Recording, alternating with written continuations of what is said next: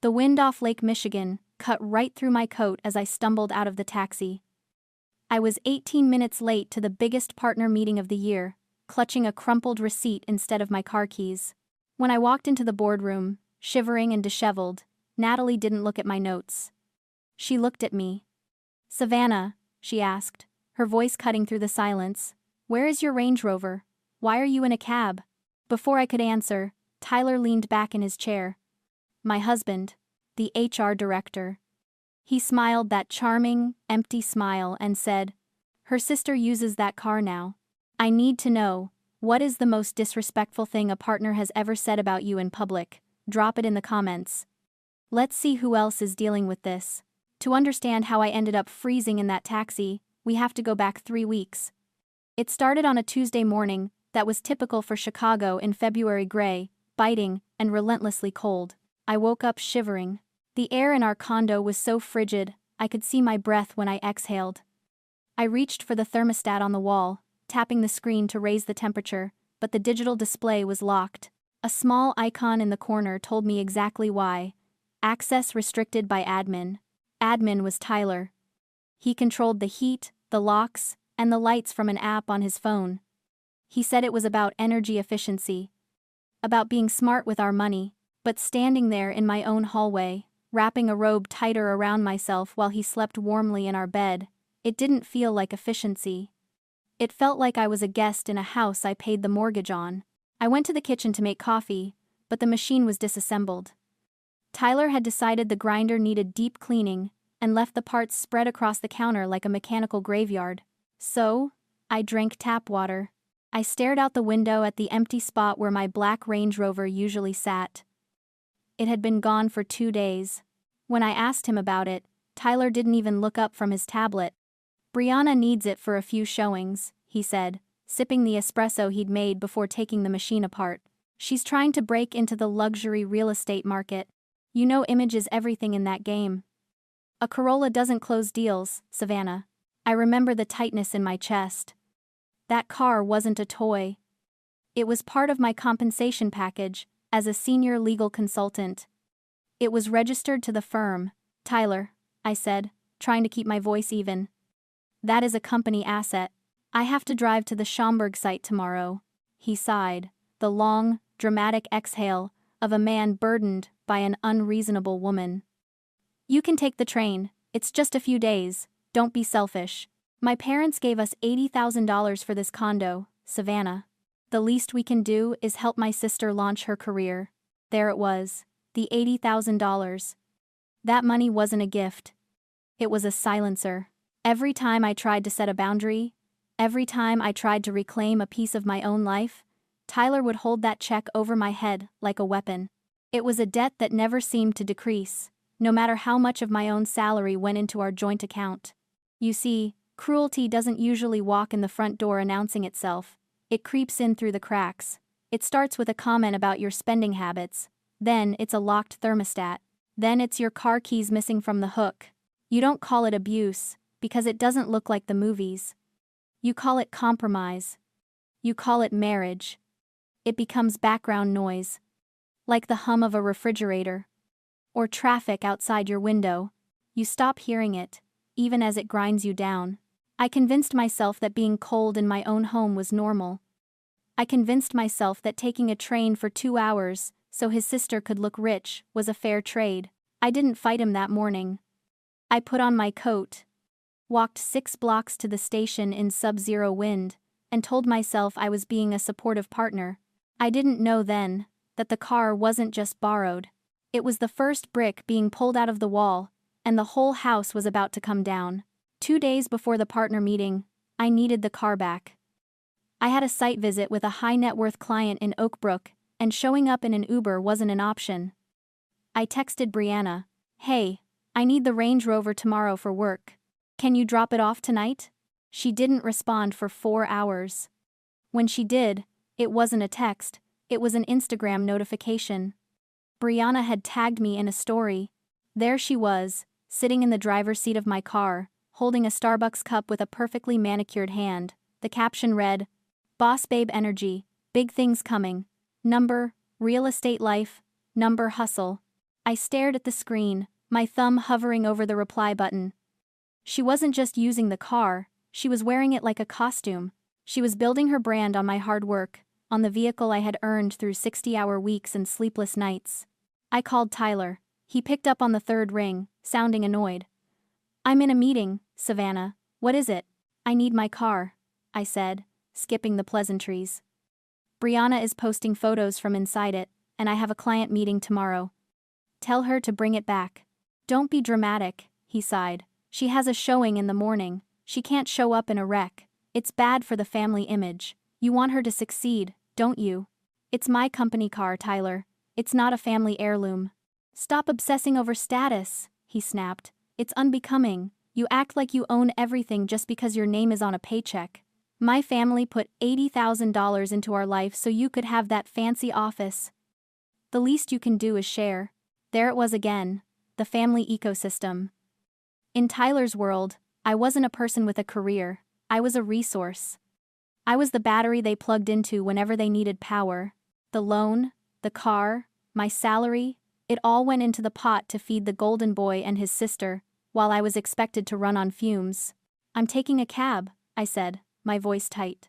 "Good," he replied. "Problem solved. Stop making everything a crisis." He hung up. I looked at the Instagram story again. Brianna smiling, confident, entitled. She didn't look grateful. She looked like she belonged there, and in that moment, I realized something terrifying. She believed she did. She believed my car was hers, because Tyler had told her that everything I had was ours to distribute. I wasn't a partner in this marriage. I was the staff. The boardroom cleared out in a suffocating silence. The junior associates wouldn't meet my eyes. Tyler gathered his files, buttoned his suit jacket, and walked out without a backward glance, as if he hadn't just detonated a bomb in the middle of my career. He looked smug.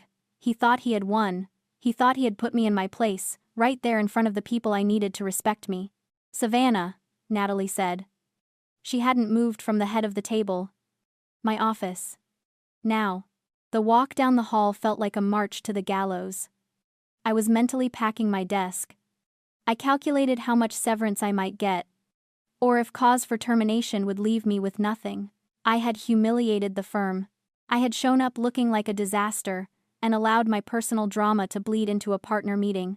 I closed the door behind me and sat in the low leather chair across from her desk. Natalie didn't sit. She stood by the window, looking out at the Chicago skyline, the gray light framing her silhouette. "Do you know why I hired you?" she asked, not turning around. "Because I graduated top of my class," I whispered. "No. I hired you because you are meticulous. You see risks that other people miss. You manage portfolios worth tens of millions of dollars. And you never drop a decimal point." She turned then, her eyes sharp and assessing. "So explain to me why a woman who negotiates hostile takeovers for a living is letting her husband treat her like an intern." "It's complicated," I said, the automatic defense rising to my throat. "His family. They helped us." "The car." "Stop," she said. It wasn't a shout, it was a command. "This isn't about his family, this is about this firm. That Range Rover is not a domestic dispute, Savannah. It is an asset of this LLP. It is insured by us. It is paid for by us. And your husband, the director of human resources, just admitted to misappropriating company property to a non-employee for personal use." She leaned over the desk, placing her hands flat on the polished wood. "That is not a marriage problem, that is theft. It is a direct conflict of interest. And if you cover for him, you are an accessory." The room went dead silent. For years, Tyler had framed every boundary I tried to set as a betrayal of our marriage. He had made me feel like protecting my career was an act of aggression against him. But Natalie stripped away the emotional fog. She didn't see a husband and wife.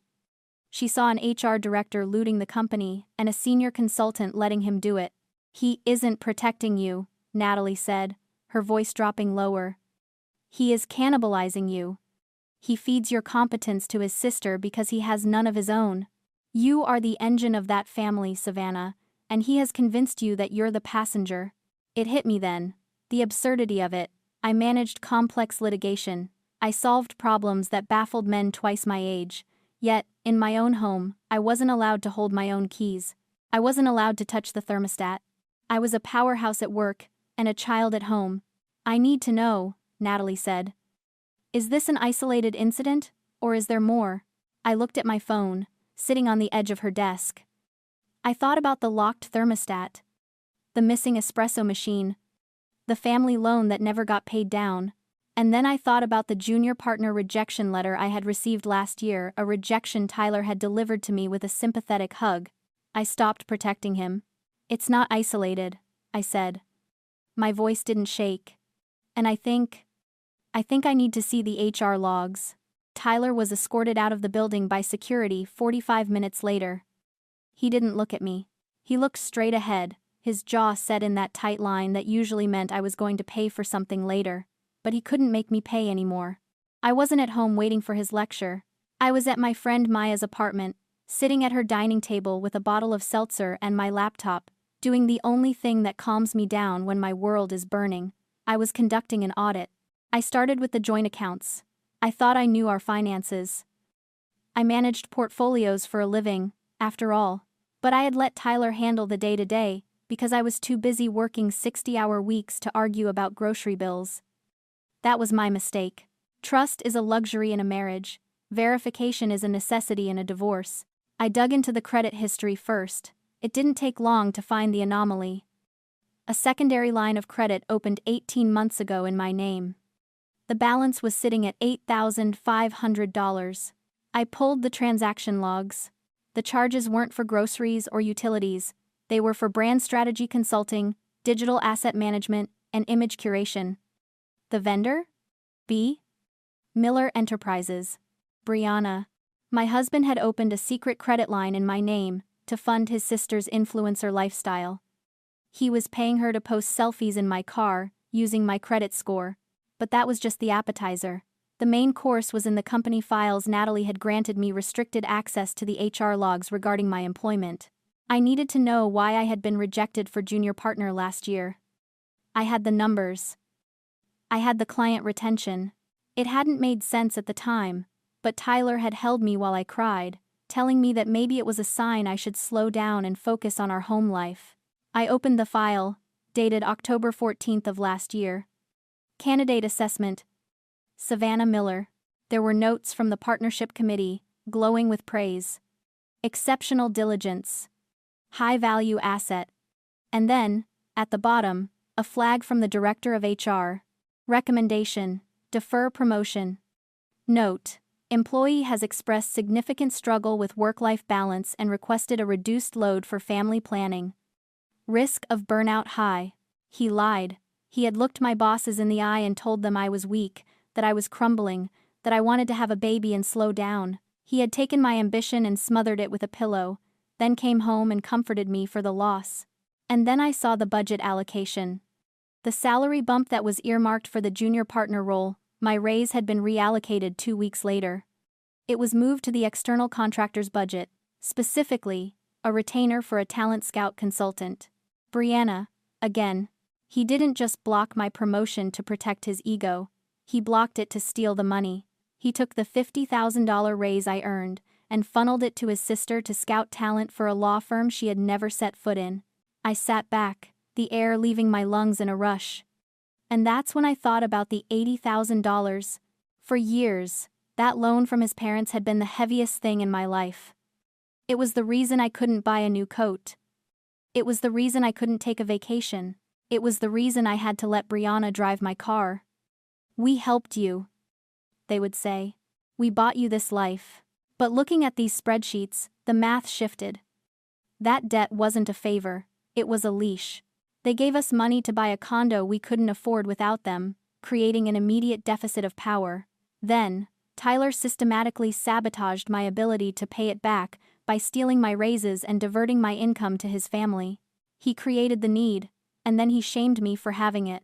That $80,000 wasn't a safety net, it was an invisible chain. He kept me feeling indebted, small, and grateful for their generosity, while he was actively looting my future to pay for it. He broke my legs just so he could offer me a crutch and demand I say thank you. I closed the laptop. The screen went black, reflecting a face I barely recognized, harder, colder, and finally, wide awake. I wasn't the ungrateful wife anymore. I was the plaintiff. The deposition took place 2 months later in a conference room that smelled of stale coffee and expensive cologne. Tyler sat across the long mahogany table, flanked by his father's lawyer, a man whose hourly rate probably cost more than my first car. Tyler looked confident. He wore his reasonable guy suit, the navy one I had picked out for him, and he smiled at the mediator like they were old friends catching up at the club. "My client simply wants what is fair," his lawyer began, sliding a settlement proposal across the table. "Given the emotional distress caused by the false allegations and the loss of his career, we are requesting spousal support, 50% of the marital assets, and full ownership of the condo." I didn't flinch. I didn't look at the paper. I looked at Tyler.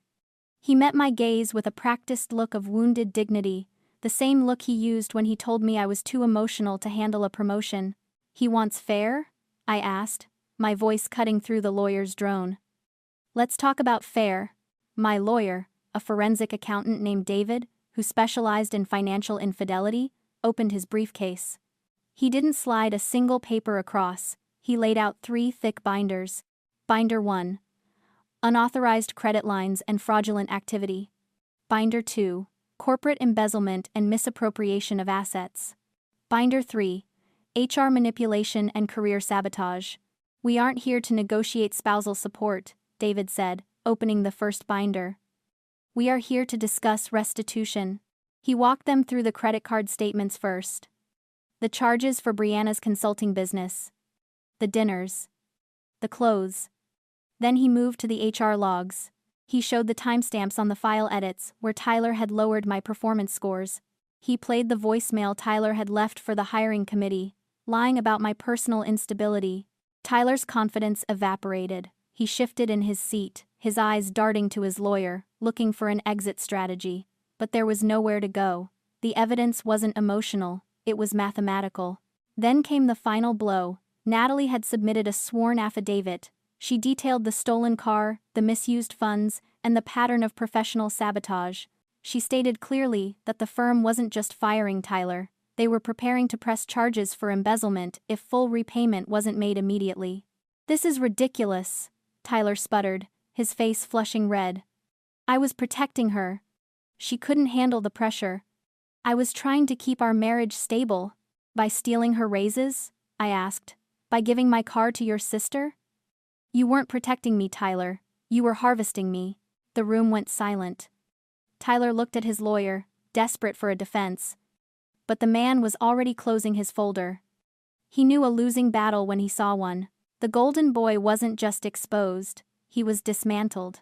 "We will not be paying spousal support," David concluded, closing the last binder. "We will be filing for damages. And if you contest this, we will take every single page of this to a public trial." Tyler slumped in his chair.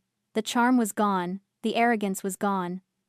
All that was left was a small, petty man who had built his entire identity on controlling a woman who had finally outgrown him. "I want a divorce," I said, standing up, "and I want my name off that loan." Tyler moved out that weekend. He took his espresso machine, his expensive suits, and his entitlement with him. The silence he left behind wasn't empty, it was spacious. For the first time in years, the air in the condo felt breathable. The legal fallout was swift and brutal. Tyler was terminated for cause, which meant no severance and a permanent black mark on his record in an industry that relies on reputation. Brianna faced charges for receiving stolen funds, and her influencer career imploded when the lawsuit went public. The $80,000 loan was legally reclassified as marital waste and deducted from Tyler's share of the assets, effectively canceling the debt. But the real victory wasn't in the courtroom. It was in the quiet moments that followed. I changed the locks first, then I factory reset the entire smart home system. I deleted Tyler's admin profile and set up my own. When I adjusted the thermostat to 72 degrees, the screen glowed green, and for the first time, no error message appeared. The heat kicked on, filling the room with warmth that I controlled. I spent the next few months reclaiming my life piece by piece. I bought a new coffee maker, a simple, reliable one that didn't require an engineering degree to operate. I painted the living room a soft sage green, covering up the sterile gray Tyler had insisted on. And every morning, I walked out to my parking spot and saw my Range Rover waiting for me. It wasn't just a car anymore, it was a symbol. It represented my hard work, my boundaries, and my refusal to be erased. One evening, driving along Lakeshore Drive with the windows down, feeling the crisp spring air against my face, I realized something. I had spent so long trying to keep the peace that I had forgotten what it felt like to have peace of mind. Tyler had convinced me that my competence was a threat to our marriage, that my success needed to be dimmed to make room for his ego. But driving there, with the city skyline glittering ahead of me, I knew the truth. Real power isn't about controlling the thermostat or hoarding resources. It's about knowing your worth and refusing to let anyone discount it. Tyler thought he could break me by taking my keys. Instead, he handed me the ignition. I pulled up to a red light and looked at the empty passenger seat. It didn't feel lonely, it felt open. I was 32 years old, a junior partner at a top firm, and finally, fully in the driver's seat of my own life. The light turned green, and I accelerated, leaving the past in the rearview mirror where it belonged. If you've ever had to burn a bridge to find your own path, hit that like button. Share this with someone who needs to know they are worth fighting for. And don't forget to subscribe for more stories of truth and resilience.